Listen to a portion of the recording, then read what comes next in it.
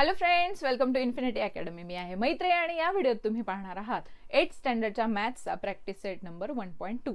या आधीचे आणि नंतरचे सुद्धा मी अपलोड केलेले आहेत. तसंच तुमच्या सायन्सचे जे क्वेश्चन्सचे आन्सर आहेत ते सुद्धा एक्सप्लेन केलेले व्हिडिओ टाकलेले आहेत आणि सायन्सचे टीचिंगचे सुद्धा व्हिडिओ अपलोड केलेत, ते सुद्धा तुम्ही चेक करू शकता. चला तर मग सुरुवात करूया. इथे आपल्याला क्वेश्चन दिलंय, कम्पेअर द फॉलोइंग नंबर्स. जे नंबर्स दिलेत ते आपल्याला कम्पेअर करायचे. तुम्ही साधारणतः 4th 5th स्टँडर्ड पासून नंबर कम्पेअर करायला शिकलेत, पण इथे आपल्याला काय बघायचंय की जे नंबर्स आहेत ते पॉझिटिव्ह किंवा निगेटिव्ह असतील किंवा फ्रॅक्शनच्या फॉर्म मध्ये नंबर्स असतील तेव्हा त्यांना आपल्याला कम्पेअर करायचंय. मग सगळ्यात पहिले तुम्ही काय बघणार, नंबर पॉझिटिव्ह आहे का निगेटिव्ह. तुम्ही नंबर लाईन लहानपणापासून शिकलेत बघा. नंबर लाईन आपण जेव्हा शिकतो तेव्हा सेंटरला काय असतो, 0. ह्या साईडला कुठले नंबर्स असतात, पॉझिटिव्ह नंबर्स असतात. आणि ह्या साईडला कुठले नंबर्स असतात, निगेटिव्ह नंबर्स असतात. ठीक आहे. मग नंबर लाईनला ऑलवेज जे उजव्या साईडला राईट हँड साईडचे नंबर्स आहेत ते ग्रेटर असतात. ठीक आहे. जे राईट हँड साईडचे नंबर्स आहेत ते ऑलवेज ग्रेटर असतात. 1 पेक्षा 2 मोठा, 2 पेक्षा 3 मोठा, आपल्याला हे माहिती आहे. मग इथे कुठलाही पॉझिटिव्ह नंबर असेल आणि इकडे निगेटिव्ह नंबर असेल तर कधीही पॉझिटिव्ह नंबर, आता निगेटिव्ह समजा 18 आहे आणि पॉझिटिव्ह समजा 2 आहे तरी 2 मोठाच येणार. Any positive number is always greater than negative number. Negative number पेक्षा पॉझिटिव्ह नंबर हा नेहमीच मोठा येणार. दुसरा बघा की 0 जो आहे बघा, 0च्या लेफ्ट हँड साईडला निगेटिव्ह नंबर आहेत, म्हणजे मोठा कोण येणार, निगेटिव्ह नंबर पेक्षा मोठा कोण येणार, 0च येणार. ज्या वेळेला नंबर लाईनला निगेटिव्ह नंबर्स येतात ते लेफ्ट हँड साईडला असतं. समजलंय. आणि मग इकडे जेव्हा निगेटिव्ह नंबर -1 आणि -2 ला जर आपल्याला कम्पेअर करायचं आहे, आता बघा -1 कुठल्या साईडला आहे, राईट हँड साईडला आहे, म्हणजे मोठा कोण येणार, -1. म्हणजे निगेटिव्ह नंबर्स मध्ये जो आकडा छोटा तो नंबर मोठा. कळालंय तुम्हाला. हे तर झालं नंबर्सचं. ज्या वेळेला आपल्याला फ्रॅक्शन फॉर्म मध्ये दिलेले असतात, ठीक आहे, फ्रॅक्शन फॉर्म मध्ये जेव्हा दिलेले असतात त्यावेळेला आपल्याला डिनॉमिनेटर चेक करायचं आहे की डिनॉमिनेटर सेम असेल तरच आपण त्याचे न्यूमरेटर कम्पेअर करायचे आणि त्यांना साइन कोणतं दिलंय हे सुद्धा आपल्याला लक्षात घ्यायचं आहे. चला तर मग फर्स्ट क्वेश्चन सॉल्व्ह करूया. फर्स्ट क्वेश्चन काय दिलाय आपल्याला, -7 -2. सांगा बरं कुठला नंबर मोठा येणार याच्यात, -2. बघा -7 हा लेफ्ट साइडला येतो नंबर लाईनच्या, -2 हा राईट हँड साइडला येतो, म्हणून आन्सर काय येणार, -7 इज लेस दॅन -2.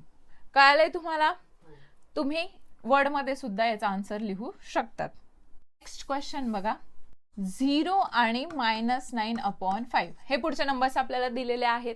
तुम्हाला आत्ताच सांगितलं 0 हा कुठल्याही निगेटिव्ह नंबर पेक्षा ग्रेटर असतो, त्यामुळे आपल्याला काय करायचं आहे, आता सरळ 0 ला ग्रेटर दॅन साइन द्यायचा आहे.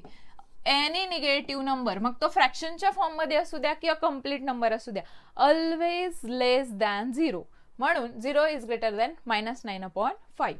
नेक्स्ट बघा, थर्ड क्वेश्चन आपल्याला काय दिलेला आहे, 8/7 आणि 0. इथे बघा 8/7 हा पॉझिटिव्ह नंबर आहे. Any positive number is greater than 0, मग तो फ्रॅक्शनच्या फॉर्म मध्ये असू द्या किंवा नॉर्मल कम्प्लीट नंबर असू द्या. मग इथे साइन कोणाला ग्रेटरचा येणार, 8/7. 8/7 इज ग्रेटर दॅन 0. क्लिअर आहे तुम्हाला. नेक्स्ट बघा, -5/4 आणि 1/4. इथे सगळ्यात पहिले आपण काय बघणार की जे नंबर्स दिलेत त्यांचं साइन. फ्रॅक्शनला जरी डिनॉमिनेटर सेम आहे तरी आपल्याला सगळ्यात पहिले बघायचे ते साइन. पहिली टर्म निगेटिव्ह आहे, दुसरी टर्म पॉझिटिव्ह आहे, म्हणजे ग्रेटर कोण येणार, पॉझिटिव्ह टर्म. Very good. म्हणजे 5/4 इज लेस दॅन 1/4. क्लिअर आहे तुम्हाला. नेक्स्ट क्वेश्चन बघा काय दिलंय आपल्याला, 40/29 आणि 141/29. सगळ्यात पहिले आपल्याला बघायचे साइन. दोघांचे साइन काय आहेत, पॉझिटिव्ह आहेत. मग नेक्स्ट आपण काय बघणार, डिनॉमिनेटर. दोघांचं डिनॉमिनेटर सेम आहे का, येस सेम आहे. मग आता आपण न्यूमरेटर कम्पेअर करायचे आहेत. दोघांचे जे न्यूमरेटर आहेत ते आपल्याला कम्पेअर करायचे आहेत. दोघांमध्ये कोणता मोठा आहे, 141, म्हणजेच तो पूर्ण फ्रॅक्शन मोठा येणार. कळालंय तुम्हाला. ज्या वेळेला डिनॉमिनेटर सेम असेल त्यावेळेला न्यूमरेटर कम्पेअर करायचंय आणि न्यूमरेटर ज्या वेळेला कम्पेअर करतो त्यावेळेला जो मोठा तो पूर्ण फ्रॅक्शन मोठा. ठीक आहे, मग आपण लिहिणार therefore 40/29 is less than 141/29. Clear आहे तुम्हाला? ठीक आहे, नेक्स्ट क्वेश्चन बघा आता. 6th क्वेश्चन काय दिलाय, -17/20 आणि -13/20. या इथे बघा, सगळ्यात पहिले काय बघायचं आपल्याला, साइन. दोघांचं साइन काय आहे, निगेटिव्ह. मग आता सेकंड टर्म आपण काय बघणार, डिनॉमिनेटर. डिनॉमिनेटर सेम आहे का? हो सेम आहे. मग आपण काय बघणार, न्यूमरेटर. न्यूमरेटर मध्ये काय आहे, -17 आणि -13. दोघांमध्ये कोण मोठा येणार, -13. व्हेरी गुड, -13, कारण तो नंबर लाईनला राईट हँड साइडला येणार, म्हणून हा पूर्ण फ्रॅक्शन काय येणार, मोठा. म्हणून -17/20 इज लेस दॅन -13/20. क्लिअर आहे तुम्हाला? नेक्स्ट बघा, 15/12 7/16. बघा या ठिकाणी दोघंही जे आपल्याला फ्रॅक्शन दिले त्यांचे साइन सेम आहे, पॉझिटिव्ह साइन आहेत. मग आपल्याला नेक्स्ट टर्म काय बघायची आहे की त्यांचं डिनॉमिनेटर. डिनॉमिनेटर इथे सेम दिसतंय का आपल्याला? नाही. मग त्याला काय करावं लागेल, पहिले सेम करावं लागेल, तरच आपण न्यूमरेटर्सला कम्पेअर करून ते पूर्ण फ्रॅक्शन कम्पेअर करू शकतो. म्हणून सगळ्यात पहिले आपल्याला हे नंबर सेम करायचे. मग इथे आपल्याला दिसतंय की 12 आणि 16 काही एकमेकांच्या टेबलमध्ये येत नाही, पण इथे 15 आहे, इथे 12 आहे. मग आपण काय करू शकतो, यांना 3 ने डिवाइड करू शकतो. 15 डिवाइड बाय 3 आणि 12 डिवाइड बाय 3. काय येणार ते 5/4. आणि इकडे काय आहे 7/16. आता इथे बघा 4च्या टेबलमध्ये 16 येतो, किती नंबरला येतो, 4 नंबरला. मग न्यूमरेटर आणि डिनोमिनेटर दोघांना आपण कशाने मल्टिप्लाय करणार, 4 ने. ठीक आहे, 4 4 जा आणि 4 5 जा. ठीक आहे, 7/16.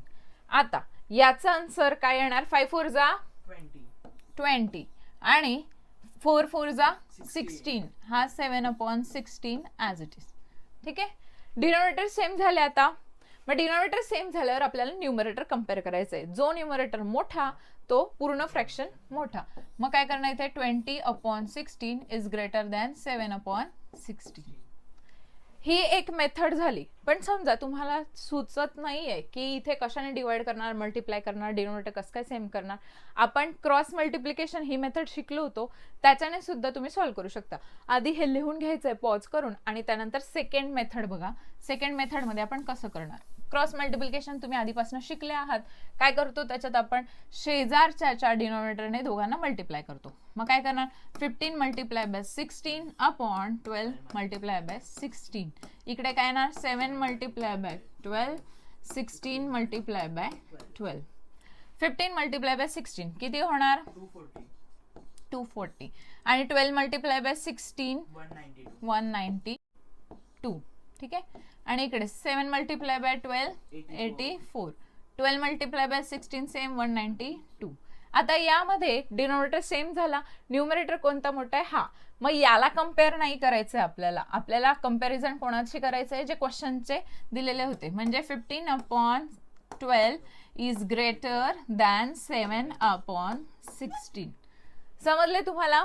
सिंपल आहे.